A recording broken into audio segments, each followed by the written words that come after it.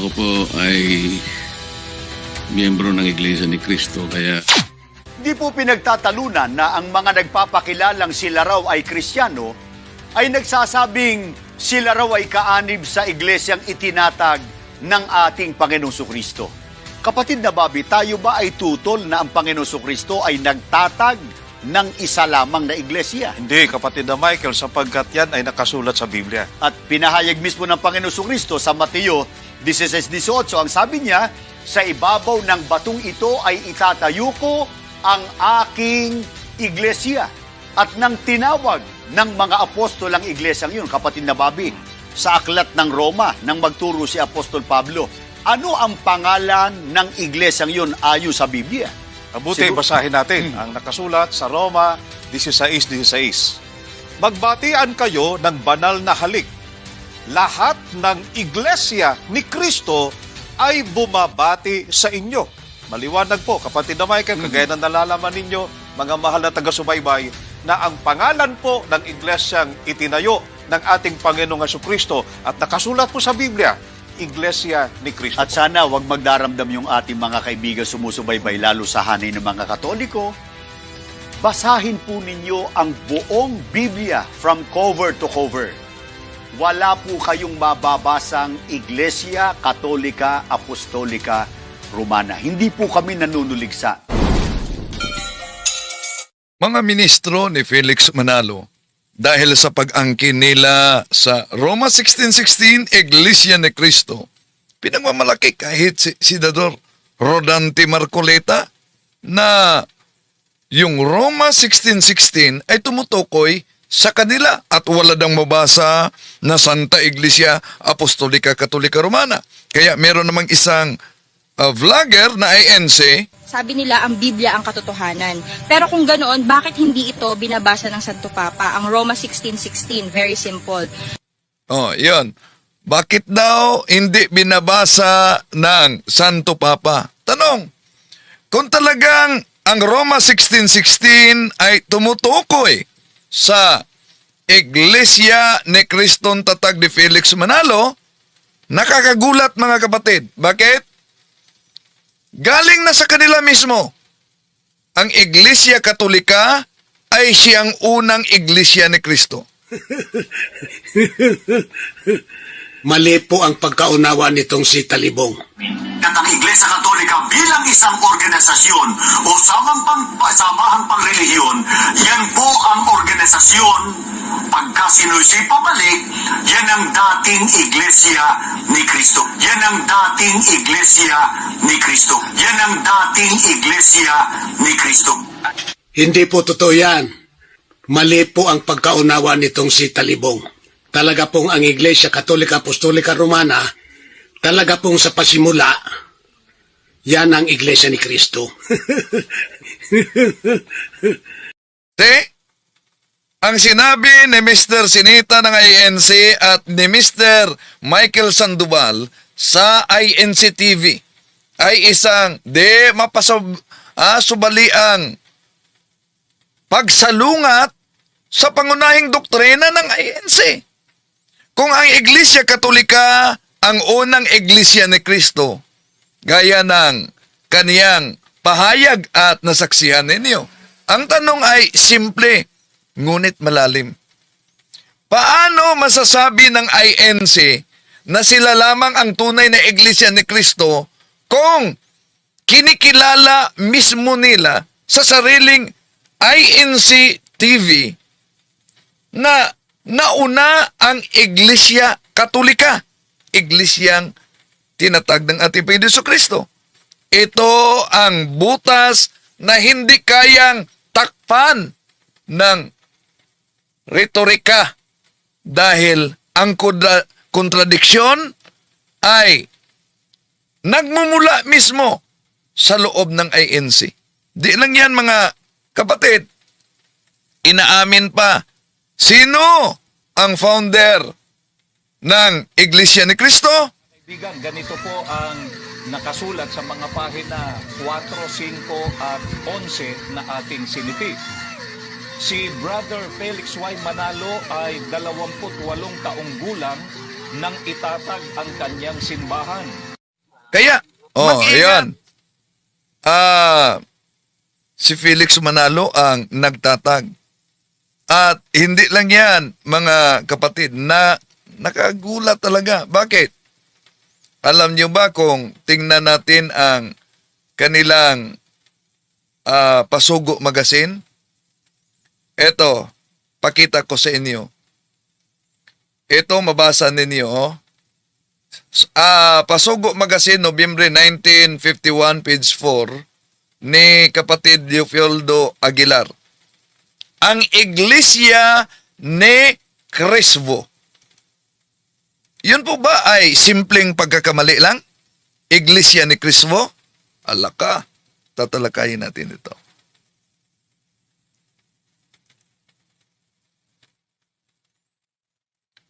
Kumusta? Welcome. Ito yung lingkod, Brad Wendell Talibong. Di natin layunin na saktan ang damdamin ng ating mga kapatid. Pero alam nyo naman, kayo mismo at mismo ang mga ministro ni Felix Manalo at mga kaanib na mula pa noong naitatag sila ni Felix Manalo, Katoliko na ang binanata nila.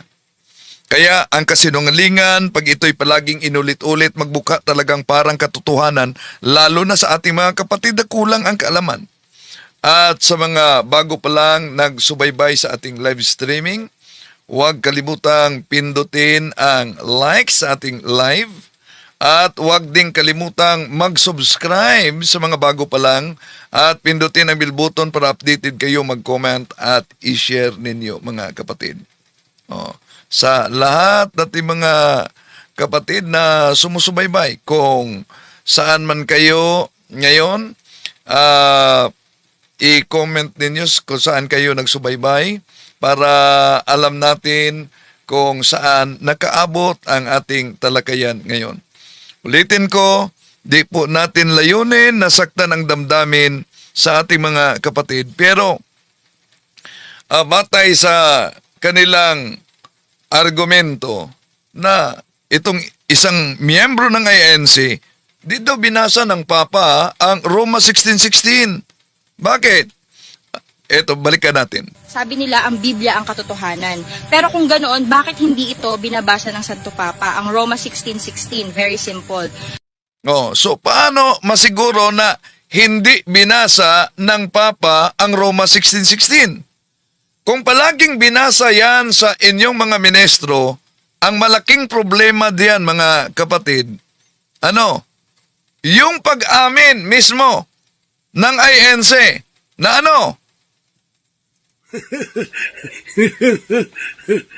Mali po ang pagkaunawa nitong si Talibong. At ang Iglesia Katolika bilang isang organisasyon o samahang pangrelihiyon, yan po ang organisasyon. Pagka sinusi pabalik, yan ang dating Iglesia ni Cristo. Yan ang dating Iglesia ni Cristo.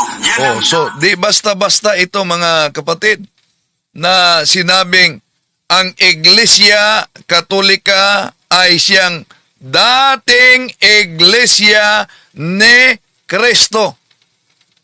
Pagkatapos, sila'y nanindigan na ang pangalan talaga ay walang iba kundi Iglesia ni Cristo. Ang nakapagtataka lang dito, bakit pagdating sa kanilang Pasugo Magazine, ang Iglesia ni Cristo ay kailangan at hindi, napansin nyo ba? Iglesia ni Cristo ay hindi maiiwasan sa paglilingkod ng tao sa Diyos. Ngayon, baka sabihin nila na palusot mga kapatid na pagkakamali lang yan. Nasa Pasugo Magazine, Nobyembre 1951, sa pahina 4. Sa Pasugo, isinulat yan ni Leopoldo Aguilar. Malinaw. Ano nakasulat? Iglesia ni Cristo. Hindi Kristo. Hindi rin tumutugma sa inaangkin nila sa Roma 16:16, Iglesia ni Cristo. Malaking diferensya ang Kristo at Cristo. Hindi ito simpleng typo lang mga kapatid. Bakit? Kung pangalan ng iglesia ang ipinagtanggol ng INC, dapat consistent, ensakto at malinaw. Pansinin niyo, Kristo versus Krisvo. Magkaibang spelling yan.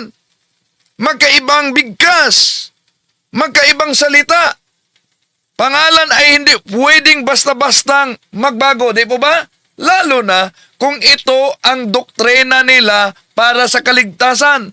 So, lumalabas ang totoong tanong, mga kapatid. Kung ang iglesia ay kailangang tatawaging eksakto sa ayon sa Roma 16:16, walang bawas, walang dagdag, bakit mismong sa opisyal na publikasyon nila ng Pasugo Magazine ang nakasulat ay Iglesia ni Cristo? Ibig sabihin,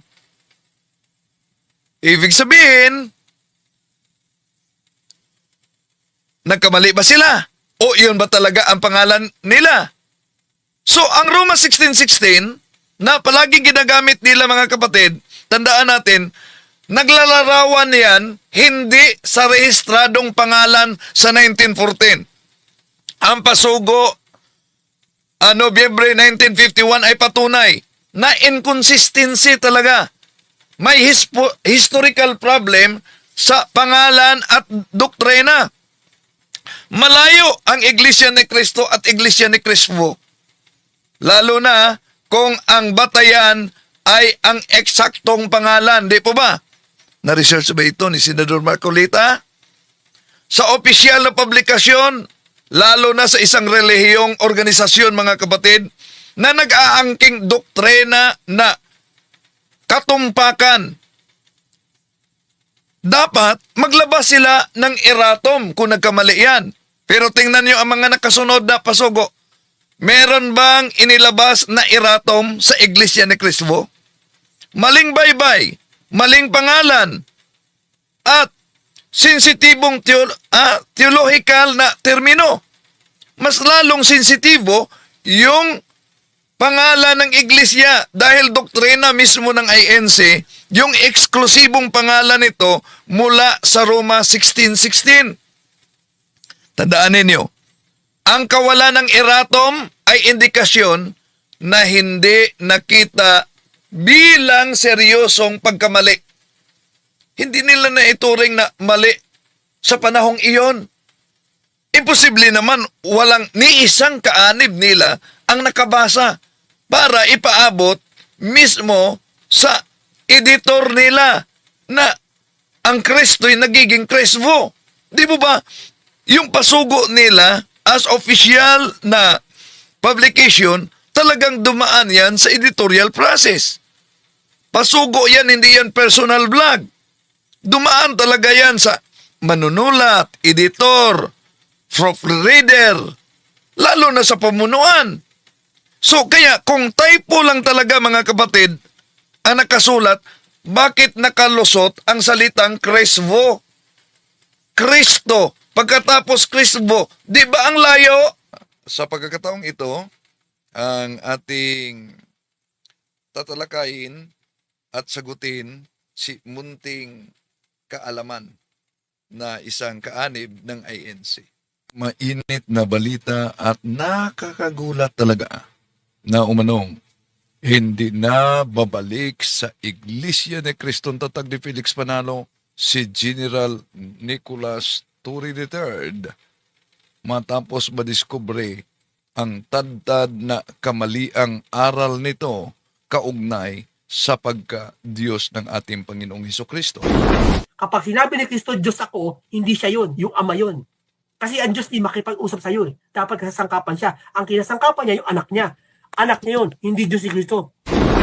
Imagine, ang napakinggan ninyo, mga kapatid, ay isang vlogger, miyembro ng Iglesia ni Cristo, na pilit talagang pinipilipit yung talata sa Biblia para lang ipagtanggol ang aral na inaniba niya sa Iglesia ni Cristong Tatag ni Felix Manalo. Ang channel niya ay Munting Kaalaman. Naglabas ng kanyang pahayag na kung mapatunayan daw sa Biblia na si Jesus ay tao, hindi Diyos. At ayon sa kanya, tuwing may talata na mababasa kung saan inaangkin ni Jesus ang pagka-Diyos, hindi raw ito tumutukoy sa ating Panginoong Hesus, kundi tumutukoy daw umano yon sa Ama. Kapag sinabi ni Kristo, Diyos ako, hindi siya yun, yung Ama yun. Opisyal ka ito na aral ng INC? Alaka, lagot. Baka may mapatawag ngayon sa mga ministro. Ha? Ngayon, isang mahalagang tanong mga kapatid ang dapat linawin. Opisyal kaya na aral ito ng Iglesia ni Kristong tatag ni Felix Manalo o personal lamang na interpretasyon sa isang vlogger na kaanib ng INC? At higit sa lahat, ano ba talaga ang sinasabi sa Biblia kaugnay sa likas na kalagayan ng ating Panginoon Jesucristo? Ito'y tatalakayin natin. Samahan niyo ako.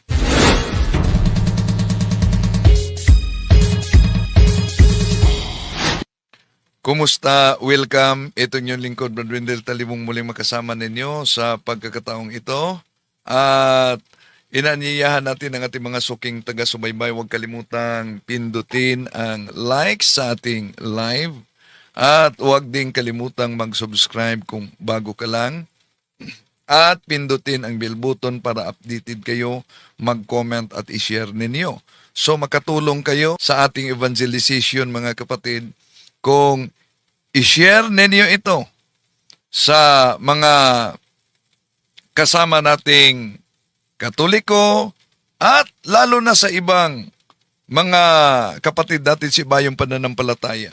At kung saan man kayo nagsubaybay sa iba't ibang bahagi sa ating bansa o kaya sa iba't ibang bansa sa ating mundo, mga OFW, inanyayahan natin i-comment ninyo kung saan kayo nakabase para alam din natin kung saan napaabot ang videong ito.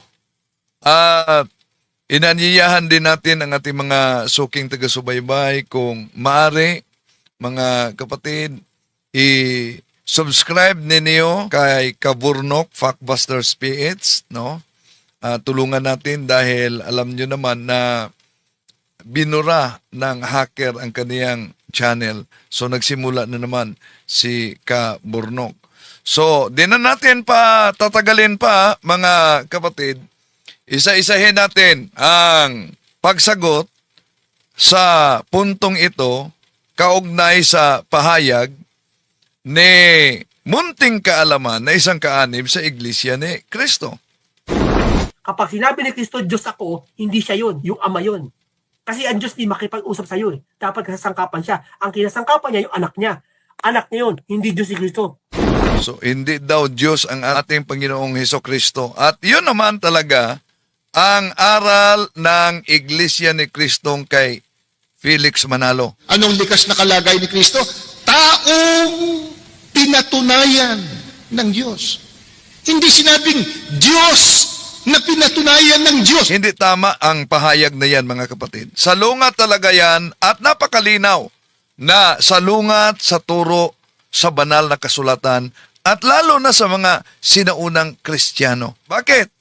Dahil kung tingnan natin ang Juan Kapitulo 8:58, anong sabi ng ating Panginoong Hesus? Bago pa man si Abraham, ako nga. Ang salitang ginagamit ng ating Panginoong Hesus dito, ego eme. Ego eme, ako nga. Ang parihong pahayag mismo na ginagamit ng Diyos sa Exodo Kapitulo 3, versikulo 14, ako nga. Diba? Ego eme sa Grego. So naunawaan ito sa mga Hudyo. Kaya, yun ang dahilan kung tingnan natin ang Juan Kapitulo 8, versikulo 59, dinampot nila ang mga bato upang batuhin nila ang Panginoong Hesus.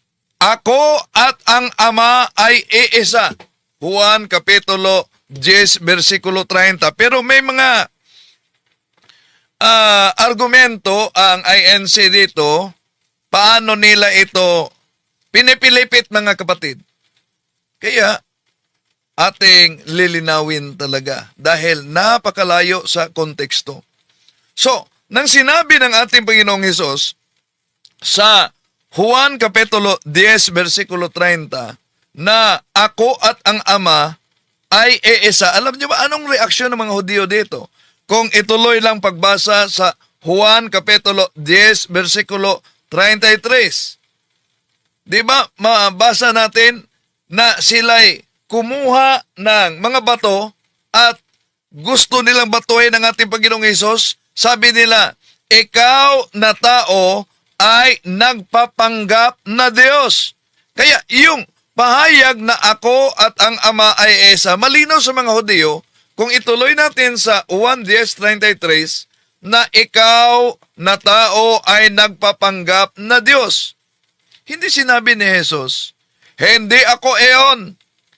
Ang Ama ang nagsalita. Sa halip, ipinaliwanag talaga ng ating Panginoong Hesus ang kanyang pagka-Diyos sa pakipagkaisa sa Ama. Ang Ama at ang Anak ay magkaibang persona, ngunit iisa sa kalikasan. Para maunawaan, ang ating sinagot si munting kaalaman. Iba siyang persona sa akin, pero isa ang likas namin sa pagkatao, may katawan at may kaluluwa. Kaya ang pahayag na kapag sinabi umano ng ating Panginoong Hesus na siya ay Diyos, hindi umano yon tumutukoy sa sarili niya, kundi sa Ama. Sabi ni Kristo, Diyos ako, hindi siya yun, yung Ama yun. Yan ang napakamaling aral talaga. Hindi biblikal. At yon ay salungat na turo ng Iglesia mula pa noong itinatag ng ating Panginoon Jesucristo sa unang siglo. Wala kayang mapatawag sa ministro dito. Dahil ang isang INC vlogger ay nagpaliwanag kaugnay sa aral na napakalayo talaga sa Biblia. Maliban diyan, alam nyo, ang INC, gumagamit sila ng iba't ibang salin ng Biblia, di ba? Pero sa paggamit nila sa iba't ibang salin ng Biblia, mga kapatid, ay, alam nyo, pumipili sila ng salin para lang pasinungalingan yung malinaw na aral na mabasa sa Biblia ng ating Panginoon Jesucristo ay tinatawag na Diyos. Halimbawa, anong paliwanag ni munting kaalaman sa Hebreo Kapitulo 1, versikulo 8? Napatunayan na pala po na ang Panginoong Jesucristo ay tao talaga at hindi Diyos sa kalagayan po. No? Ito, tamang salin, ang iyong luklukan ay bigay ng Diyos. Hindi yung salin na ginagamit niya lagi na ang iyong luklukan o Diyos, tinawag daw na Diyos yung si Kristo, kaya dalawa daw Diyos. Nako, ang paliwanag niya sa Hebreo Kapitulo 1, versikulo 8, mga kapatid, hindi daw umano yon tamang salin. Ang tamang salin daw, ang iyong luklukan ay bigay ng Diyos. Nakakatakot talaga itong ginawa nila. Para lang protektahan at idipinsa ang maling aral, ang Biblia ay pinipilipit talaga. Balikan natin, ha? Kaya na pala po na ang Panginoong Jesucristo ay tao talaga at hindi Diyos sa kalagayan po. No? Ito, tamang salin, ang iyong luklukan ay bigay ng Diyos. Salin na ginagamit niya lagi na ang iyong luklukan o Diyos, tinawag daw na Diyos yung si Kristo, kaya dalawa daw Diyos. Maling salin ng Hebreo 1.8. Maling salin ng Hebreo 1.8. Ulit, maling salin ang 1 Hebreo 8. Isa pa, maling salin ang Hebreo 1.8. Grabe talaga. Pag sinabing maling salin ang Hebreo 1.8 dahil ang pinipiling salin, yun daw tamang salin ang nakasulat, ang iyong luklukan ay bigay ng Diyos. Ang tanong, kung sinabi ninyong maling salin yan, alam niyo ba ang Grego? Yung sinabing ang iyong luklukan ay bigay ng Diyos, hindi ito tamang salin. ayon sa original Greek Bible in which the New Testament was written at sa konteksto ng talata. Ano po ba ang sinasabi sa original Greek Bible? Ang mabasa diyan ay ho tronoso, hu theos, eyeton, ayona, thu, ayonos. Ang ibig sabihin, literal talaga. Ang luklukan mo, o Diyos, magpakailanman. O, sa Greek yan. Ho tronos su, ho theos, iestun, ayunato, ayonos. Ang luklukan mo, o Diyos, magpakailanman. Ang punto dito, yung ho theos, ang tawag dyan ay vocative at nangangahulugang o Diyos. So, sa original Greek Bible, direkta talagang tinawag ng Ama ang anak bilang Diyos. Pero maghanap kayo kung sabihin yung tamang salin ang Sa kalagayan po, no? Ito, tamang salin, ang iyong luklukan ay bigay ng Diyos. Hindi yung salin na ginagamit niya lagi, na ang iyong luklukan o Diyos, tinawag daw na Diyos yung si Kristo. nakasulat na ang iyong luklukan ay bigay ng Diyos. Sige, maghanap kayo ng Greek. Meron bang Greek sa Hebreo Kapitulo 1, versikulo 8 na ang tamang salin, ang iyong luklukan ay bigay ng Diyos? Hindi. Silipin yun salin. Ho trono su, hot ios, iestun, ayunato, oyanos. Ang luklukan mo, o Diyos, magpakailanman. Napakalinaw yan.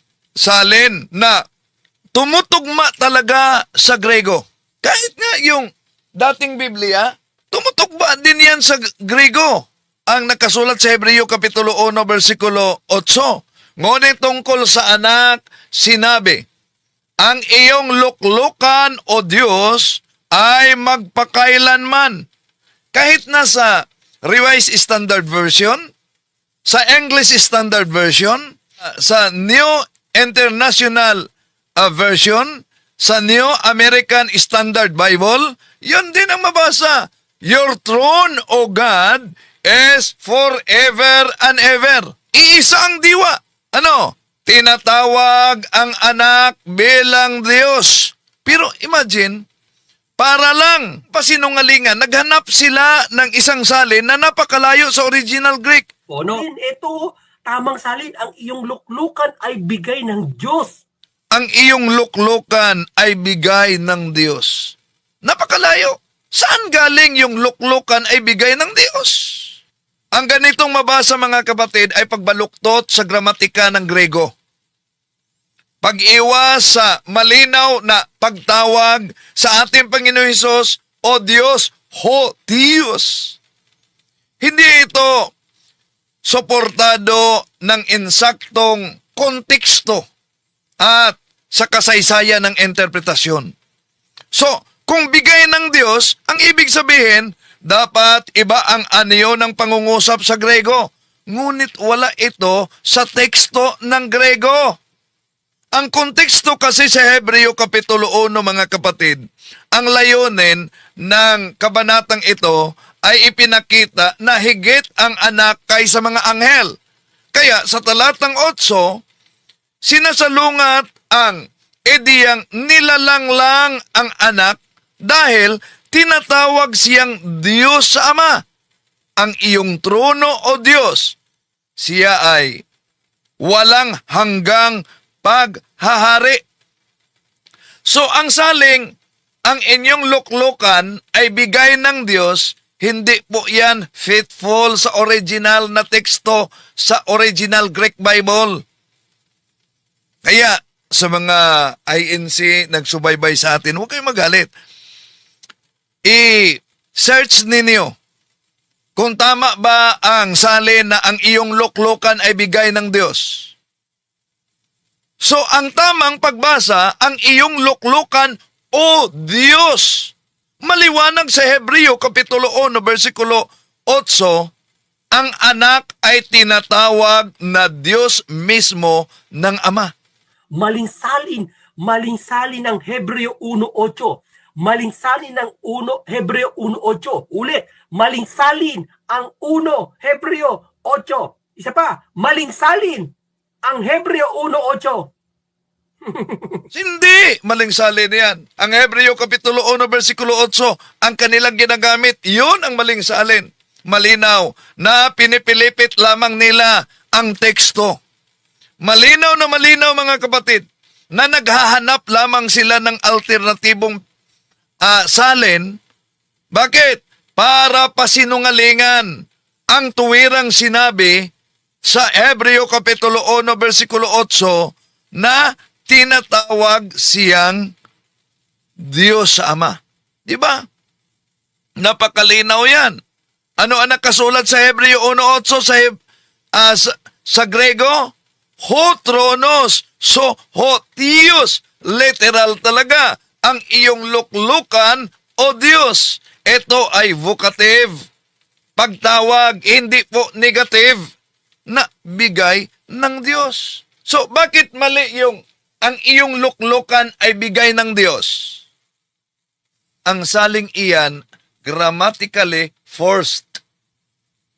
So, ibig sabihin, yung bigay ng Diyos, dapat ibang anyo ang ginagamit sa Grego. Pero malinaw na negative construction yan. Walang ganoong anyo sa teksto mga kapatid. Lahat na major translation, kahit King James Version, dating salin, Revised Standard Version, English Standard Version, New International Version, New American Standard Bible, lahat talaga ang mabasa, Your throne, O God. Pero dito, mapansin ninyo, parang nanindigan talaga si Munting Kaalaman na tamang salin ang kaniya at maling salin ang iyong trono o Diyos. Napatunayan na pala po na ang Panginoong Jesucristo ay tao talaga at hindi Diyos sa kalagayan po, no? Ito, tamang salin, ang iyong luklukan ay bigay ng Diyos. Hindi yung salin na ginagamit niya lagi na ang iyong luklukan o Diyos, tinawag daw na Diyos yung si Kristo, kaya dalawa daw Diyos. Malingsalin ng Hebreo 1.8. Malingsalin ng Hebreo 1.8. Uli, malingsalin ang 1 Hebreo 8. Isa pa, malingsalin ang Hebreo 1.8. Grabe, patawatawa pa siya. Malingsalin daw ang Hebreo 1.8. Pero ano yun sa Greek? Ho tronos, so ho Theos, di ba? O vocative. Ho Theos, o Diyos. O. So kung sasabihin malingsalin, o sige nga, maglatag kayo ng Greek sa Hebreo Kapitulo 1. Kung malibang salin, ang katotohanan mga kapatid, alam nyo ba yung Hebreo Kapitulo 1, versikulo 8? Galing yan sa Lumang Tipan. Tuwirang sipi yan sa Awit Kapitulo 45, versikulo 6 sa Septuagint na nakasulat, Your throne, O God, is forever and ever. So kung babaguhin mo ang Hebreo Kapitulo 1, versikulo 8, no, binago mo rin yung nakasulat sa Awit Kapitulo 45, versikulo 6 na tinanggap ng mga Hodyo mismo bilang tamang pagbasa. So, bakit itong ginamit nila na talata at pinili nilang salin ay napakabaluktot talaga? Bakit? Dahil simple lang. Ang teksto direktang tumatawag sa ating Panginoon Jesucristo bilang Diyos. Kung tatanggapin ang natural na salin, guguho ang doktrina na nagsasabing si Jesus ay tao lamang sa Iglesia ni Kristong tatag ni Felix Manalo, di ba? Kaya ang taktika, humahanap sila ng ibang salin para takasan ang malinaw na kahulugan, mga kapatid. Ito ang eksaktong babala ni San Pablo Nasabi niya, huwag lampasan ang nakasulat. Napatunayan na pala po na ang Panginoong Kristo ay tao talaga at hindi Diyos. Napatunayan umano na ang ating Panginoon Kristo ay tao, hindi Diyos. Mali. Maling-mali talaga. Una, walang problema na ang ating Panginoon Kristo ay tao dahil siya ay Diyos na nagkatawang tao. Di ba?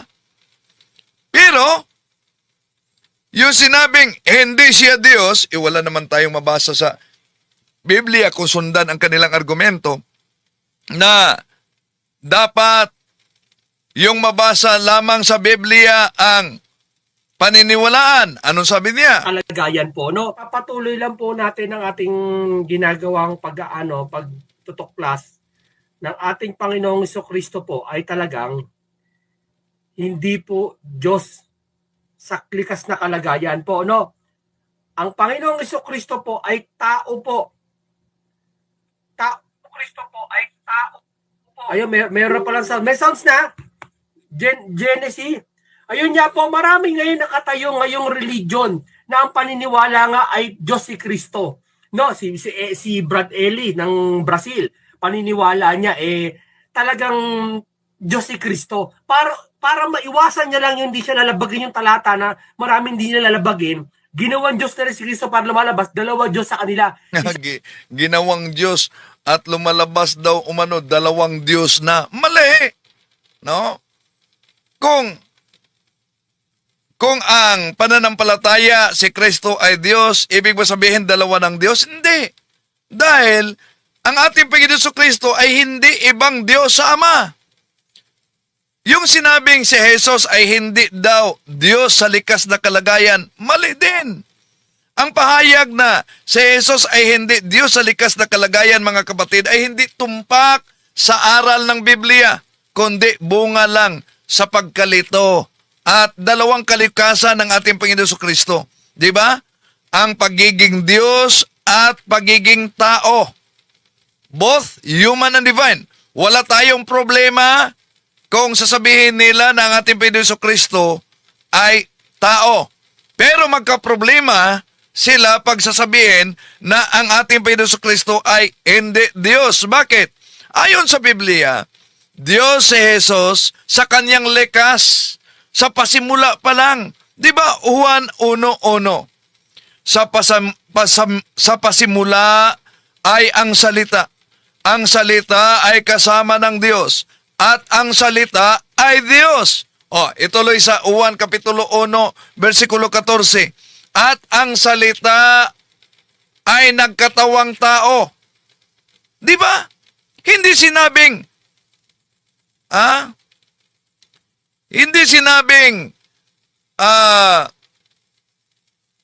diyan mga kapatid, na hindi Diyos ang ating Panginoong Jesus, kundi Diyos siya sa simula, sa pasimula pa lamang, at nagkatawang tao. Siya ang may taglay na kalikasan ng Diyos. Dahil kung tignan natin ang Colosas Kapitulo 2, versikulo 9, di ba napakalinaw? Sapagkat sa Kanya nananahan ang buong kapuspusan ng pagka-Diyos sa anyong tao. Napakalinaw yan mga kapatid. Hindi bahagi, hindi hiram, kundi ang mabasa sa Colosas Kapitulo 2, versikulo 9, buong pagka-Diyos ang nasa Kanya. Kaya maling sabihin, si Jesus ay hindi Diyos sa likas na kalagayan. Tama ang aral na si Jesus ay Diyos sa likas na kalagayan at naging tao sa pagkakatawang tao. Hindi upang itigil ang pagiging Diyos, kundi upang iligtas ang tao, mga kapatid. Ngayon, ituloy natin, mga kapatid, si munting kaalaman. Isang Diyos Ama, isang Diyos na nagsugo at Diyos na sinugo. Dalawa, na bagay na labag. So, labag na umano dahil may magiging dalawa ang Diyos, yung Diyos na sinugo yung Diyos din na nagsugo. O, yun ang argumento. Isa-isahin natin yan, mga kapatid, no? Balikan natin yung pahayag niya na ang ating Panginoong Hesus tao. Ang pahayag ng ating Panginoong Hesus ay tao, tama. Pero kung sabihin tao lamang at hindi Diyos, mali at kulang sa konteksto ng kabuuang paliwanag na nakasulat sa Biblia. Totoo na ang ating Panginoon Jesucristo ay naging tunay na tao, ngunit hindi siya tumigil bilang tao lamang. Ang turo ng nauna pang mga Kristyanismo mula pa sa unang seglo, napakalinaw. Si Jesus ay tunay na tao at tunay na Diyos. Ang tawag diyan, hypostatic union, both human and divine. Ngunit mali kung tao lang si Jesus. Hindi kailan itinuturo sa Biblia, mga kapatid, na tao lamang si Jesus. Pero ang palusot sa INC, hindi naman namin tinuturo na ang ating Panginoon Jesucristo ay tao lang. Dahil siya ay Panginoon. O ginawa siyang Panginoon. Nasagot natin yan. Meron na tayong, para sa gusto pang matuto, pwede niyong subaybayan ang iba pang uploaded video kaugnay diyan, no? So, balik natin, mga kapatid. Sa Juan Kapitulo 1, versikulo 1, ang salita ay Diyos at ang salita ay naging tao, Juan Kapitulo 1, versikulo 14. Ang salita ay malinaw na tumutukoy kay Jesus, Diyos na nagkatawang tao. So, ginawa niya ang mga gawa ng Diyos. Sa anong paraan? Tingnan niyo ang Marcos Kapitulo 2, versikulo 7, versikulo 5 hanggang 7. Di ba? Nagpatawad siya ng kasalanan. Tingnan niyo ang Mateo Kapitulo 8, versikulo 26. Anong mabasa diyan? May kapangyarihan siya sa kalikasan. Tingnan niyo ang Juan Kapitulo 11, versikulo 43. Binuhay niya ang patay. Sa Biblia, Diyos lamang ang may ganitong otoridad, mga kapatid. So, kung tingnan din natin, tinanggap ng ating Panginoong Hesus ang pagsamba sa Kanya.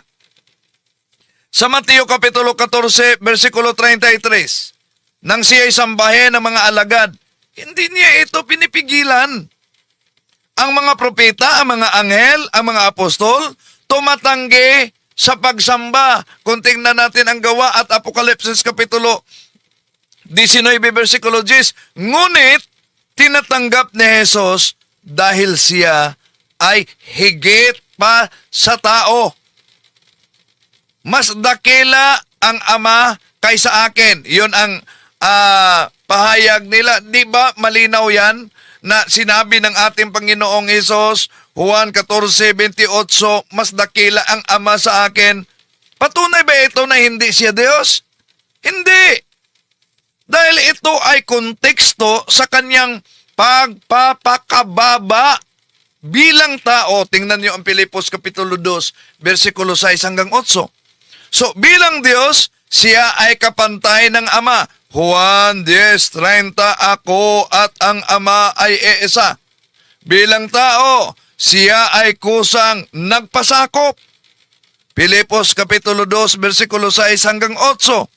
Hindi ito tungkol sa kalikasan, kundi tungkol ito sa kanyang papel at misyon. Kung tao lang si Jesus, hindi sapat ang kanyang sakripisyo para sa kasalanan sa buong sanlibutan. Hindi dapat siya sambahin, di ba? Kung tao lang siya. Mali ang mga apostol na tumatawag sa kanya na Diyos. Tito Kapitulo 2, versikulo 13, Hebreo Kapitulo 1, versikulo 8. Ngunit sa Biblia malinaw. Tingnan niyo ang Kolosas Kapitulo 2, versikulo 9. Sa kanya nananahan ang buong kapuspusan sa pagka-Diyos sa anyong tao. Okay, balikan natin yung pahayag niya. Ano daw? Dalawang Diyos. Dahil may nagsugo, may sinugo. Ayun nga po, marami ngayon nakatayo ngayong religion na ang paniniwala nga ay Diyos si Kristo. No, si Brad Eli ng Brazil, paniniwala niya talagang Diyos si Kristo. Para maiwasan niya lang yung hindi siya lalabagin yung talata na maraming hindi niya lalabagin, ginawan Diyos na rin si Kristo para lumalabas, dalawa Diyos sa kanila. Isang Diyos Ama, isang Diyos na nagsugo, at Diyos na sinugo. Ayan. Natawa ako nitong logic nila mga kapatid. Ha? Dalawang Diyos no mano. Yung isa, Diyos na nagsugo, yung isa, Diyos na sinugo. So, ang nagsugo at sinugo,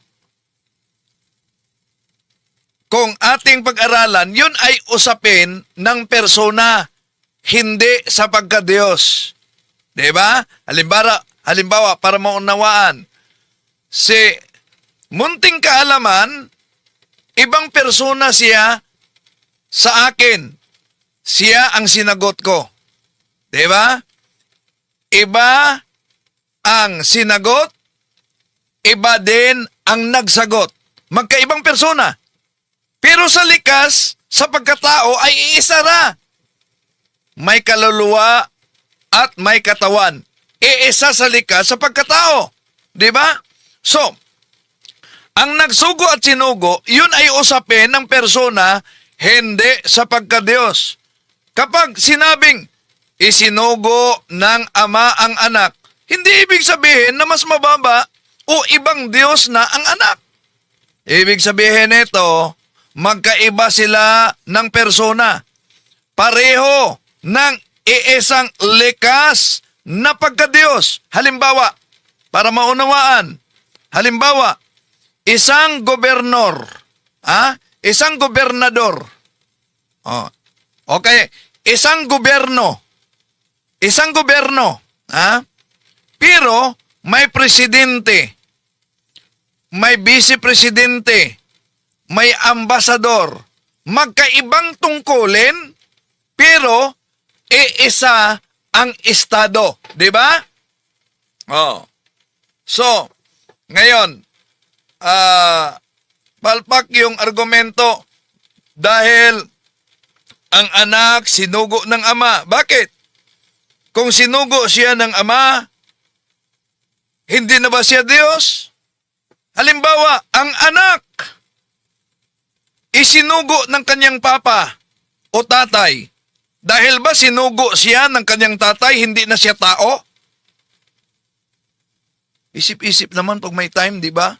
Tuloy natin. Dalawa, na bagay na labag, na ang palusot niya, na doon sa isang talata ng Biblia, ang palusot niya, dahil yung Panginoon pa daw, hindi pinapakilala pa yung mga panahon na yon. Ibig pala sabihin niya, yung hindi pa pinapakilala yung anak na sa langit pa daw yung anak, hindi pa daw pinapakilala yung isa pang Diyos. Kaya siya daw muna ang kaisa-isang Diyos na doon. Walang liban sa akin. Malinaw naman pag sinabing walang liban sa akin, ngayon, bukas, magpakailanman ang aking salita, iisa. Magpakailanman lilipas, iisa ang salita ng Diyos. Hindi niya pag sinabi ng Diyos na walang Diyos liban sa akin, hindi ibig sabihin nun, pag dumating ang araw, magkakaroon ng Diyos. So, bago dyan mga kapatid, yung sinabing wala ng ibang Diyos maliban sa akin, kinuha nila yan sa Isaias Kapitulo 45, versikulo 5. No? Tama naman ang pahayag sa Lumang Tipan. Isa lamang ang Diyos. Sa aklat ni Propeta Isaias mabasa yan. Isaias 45:5, ako ang Panginoon at walang iba. Maliban sa akin ay walang Diyos. Ngayon, sumang-ayon ba tayo diyan? Yes. Sumang-ayon tayo sa Isaias 45, versikulo 5. Ang mga Kristiyano, ang simbahang Katoliko, sumang-ayon tayo. Walang ibang Diyos maliban sa tunay na Diyos. At tandaan natin, hindi kailanman nagturo ang simbahang Katoliko, ang mga Kristiyano na maraming Diyos. Hindi itinuturo ng simbahang Katoliko na ang ating Panginoon Jesucristo ay ibang Diyos sa Ama. Ang problema, yung maling pag-unawa, ang pag-revive ni Felix Manalo sa Arianismo noon. Ang problema dito, maling unawa sa ibig sabihin ng salitang isa. Ang isa ay tungkol sa kalikasan, hindi sa persona. Ang kalikasan, iyon ang pagka-Diyos. Kalikasan, kung ano siya. Persona, kung sino siya. Dapat alam ninyo yan, mga kapatid, ang pagkakaiba. No? So sa Biblia, ang Diyos ay iisa sa kalikasan, essence. Ngunit tatlong persona, Ama, Anak at Espiritu Santo. Sa San Mateo 28, 19-20, unang Juan 5, 6-7. For there are three that be record in heaven, the Word, the Father, the Word, and the Holy Ghost, and these three are one. Hindi ito tatlong Diyos, kundi isang Diyos na may tatlong persona. Kung ang argumento ay, kung Diyos si Jesus, may dalawa ng Diyos, iyan po ang tinatawag na Stroman fallacy. Dahil hindi itinuturo mula pa noon na may dalawang Diyos o tatlong Diyos. Mali ang kanilang unawa.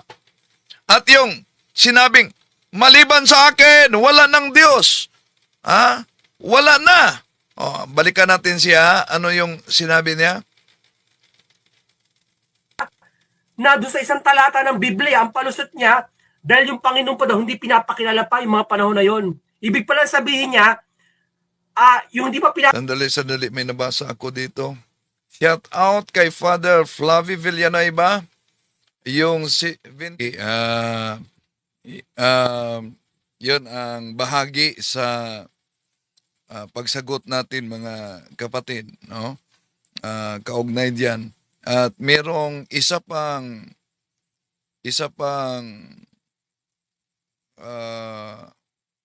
vlogger. Ito ang isa pang vlogger ng INC. Sabi nila ang Biblia ang katotohanan. Pero kung ganoon, bakit hindi ito binabasa ng Santo Papa? Ang Roma 16:16, very simple. Ayon sa isang vlogger na INC, ang Roma 16:16 daw ang katotohanan. Pero ang tanong, bakit hindi daw binasa ng Santo Papa? Paano niya masiguro na hindi binasa ng Santo Papa? Kung tingnan natin ang Roma Kapitulo 1, 7-8, napakalinaw ang nakasulat yan. Epistis humon katangelitay in holotokosmo. Na ang pananampalataya sa Roma ay lumalaganap sa buong mundo. Sino ba ang katuparan niyan? Pananampalataya sa Roma. Kaya Roma 16:16 na ginagamit nila, na inaangkin nila, mga kapatid, walang iba. Ituloy lang. Roma 16. 23. Kaios hospicius et universa ecclesia. Pero, kahit pa tinututulan nila at inaangkin nila, mga kapatid, kahit si Senador Marcolita,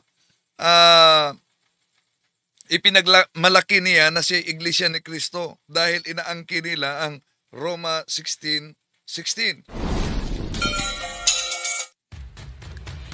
Ako po ay miyembro ng Iglesia ni Cristo, kaya Di po pinagtatalunan na ang mga nagpapakilalang sila raw ay Kristiyano ay nagsasabing sila raw ay kaanib sa iglesyang itinatag ng ating Panginoong Kristo.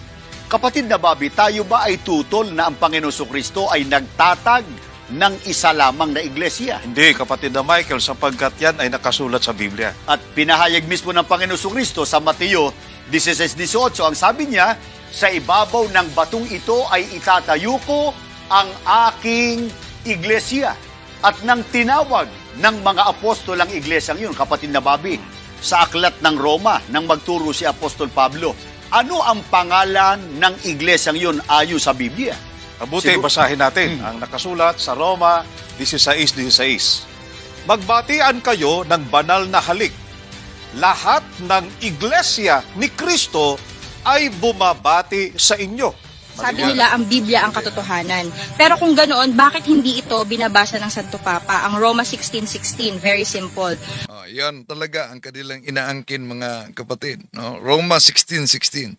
Pero, kung yon ang kanilang inaangkin, Roma 16:16, na batayan para sila'y tunay na iglesia, ngunit nagtuturo na si Kristo'y tao e hindi Diyos, paano ngayon? Bakit? Galing na sa kanila. Pinatunayan na ang Iglesia Katolika na mula pa noon ay grabe ang kanilang panulugsa. Ang Iglesia Katolika ay siyang unang iglesia ni Kristo. Mali po ang pagkaunawa nitong si Talibong. At ang Iglesia Katolika bilang isang organisasyon o samahang pangrelihiyon, yan po ang organisasyon. Pagka sinusi pabalik, yan ang dating Iglesia ni Kristo. Yan ang dating Iglesia ni Kristo. Yan ang dating Iglesia ni Kristo. Hindi po totoo yan. Mali po ang pagkaunawa nitong si Talibong. Talaga pong ang Iglesia Katolika Apostolika Romana, talaga pong sa pasimula, yan ang Iglesia ni Kristo. Kaya, yung sinabi ni Sinita at ni Michael Sandoval, malinaw. Si Michael Sandoval sa ANC TV yan.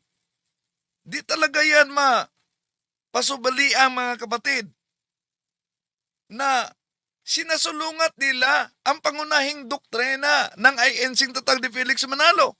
Bakit?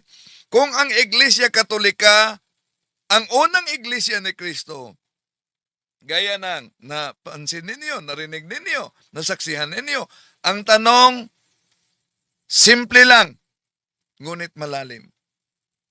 Paano masasabi ng INC na sila lamang ang tunay na Iglesia ni Kristo?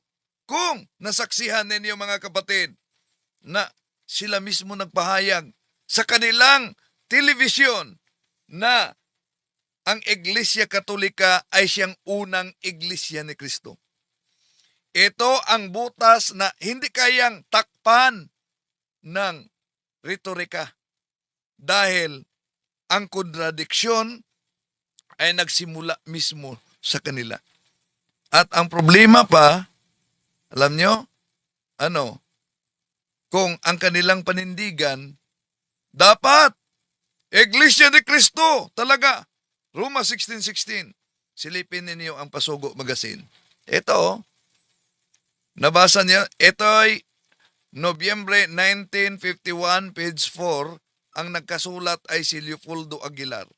Anong mabasa? Napansin nyo ba ito? Ang Iglesia ni Cristo ay kailangan at hindi maiiwasan sa paglilingkod ng tao sa Diyos. O, napansin niyo yan? Mali po ang pagkaunawa nitong si Talibong. At ang Iglesia Katolika bilang isang organisasyon o samahang pangrelihiyon, yan po ang organisasyon. Pagka sinusi pabalik, yan ang dating Iglesia ni Kristo. Yan ang dating Iglesia ni Kristo, ang Iglesia Katolika. Pero ang tanong, paano yung sinabing Iglesia ni Kristo sa Pasugo Magazine 1951 sa pahina 4? Hindi karaniwang typo lang yan. Ang layo ng Iglesia ni Kristo pagkatapos Iglesia ni Kristo. Hindi rin yan tumutugba mga kapatid. Sinaangkin nilang Roma 16:16. Di ba? Malaking diferensya. Kristo versus Kristo. Kaya nga, ang tanong dito, kung ang kanilang palusot, abay, hindi, nagkamali lang yan, typo lang yan. Ang tanong, ba't walang inilabas na erratum sa kasunod na pasugo kung ito'y mali? Di ba? Dapat meron talagang erratum. Kaya hindi ito, ibig sabihin, hindi ba nila nabasa yan sa mga miyembro? Wala bang nagpaalam sa kanilang editor na bakit itong iglesia ni Cristo naging iglesia ni Cristo? Dumaan yan sa editorial process. Dahil ang Pasugo Magazine, hindi yan personal vlog.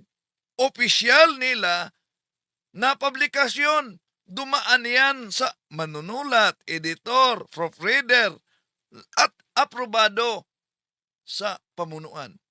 Kaya, sa mga nagsubaybay ngayon, alin ang dapat ninyong sundin? Yung iglesia ni Cristo o yung tinututulan nila na sila na din ang naglabas ng kanilang butas na di basta-bastang matutulan. I am Catholic, I am the gospel.